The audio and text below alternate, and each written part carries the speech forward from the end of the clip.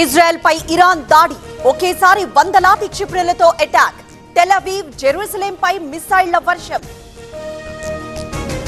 ప్రతీకార దాడులకు ready అవుతోన్న Israel మూల్యం చెల్లించక తప్పదని ఇరాన్ కి వార్నింగ్. మధ్యాసియా మొత్తం అటాక్స్ చేస్తామని అల్టిమేటం. ఇజ్రాయెల్ హెచ్చరికలతో ఇరాన్ అలర్ట్.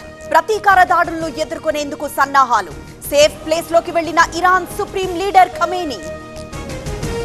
ఇజ్రాయెల్ కు ఇరాన్ అధ్యక్షుడు వార్నింగ్. ఇది శాంపిల్ మాత్రమేనంటూ మసౌద్ బెదిరింపులు. తమ బలాన్ని తక్కువ అంచనా వేయొద్దన్న ప్రెసిడెంట్. ఇజ్రాయెల్ కు అండగా బరిలోకి అమెరికన్ ఆర్మీ. ఇజ్రాయెల్ ప్రజలను కాపాడతామన్న కమలా హారిస్. ఇరాన్ మూల్యం చెల్లించక తప్పదని Biden warning. Iran Israel war తో భారత్ అలర్ట్. భారతీయులకు ఇండియన్ ఎంబసీ హెచ్చరికలు. టెల్ అవీవ్ లో జాగ్రత్తగా ఉండాలని సూచనలు.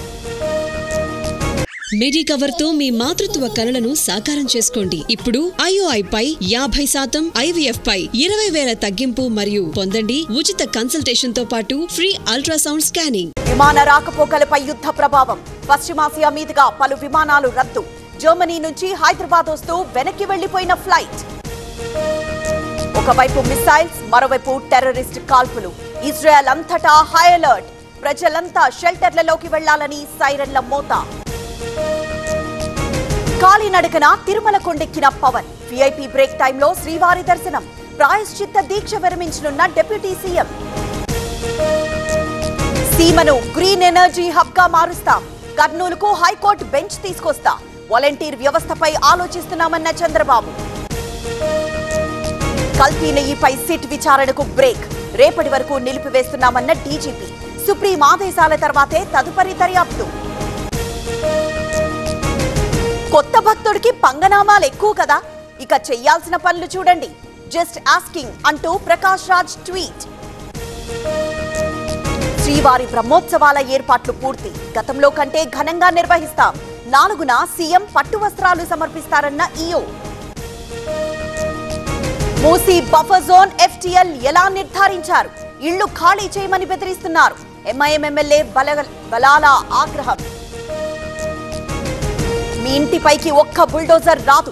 అన్యాయంగా వస్తే కోర్టుకెళ్తా. మూసీ బాధితులకు మధుయాష్కి భరోసా. వైసీపీ కార్యకర్తలు తీరు మార్చుకోవాలి, లేకపోతే తీవ్ర పరిణామాలుంటాయి. దేవుడు కూడా కాపాడలేరన్న ఎరపతినేని. హైదరాబాద్ లో హవాలా డబ్బు పట్టివేత. 1,17,00,000 నగదు స్వాధీనం. 2 అరెస్ట్.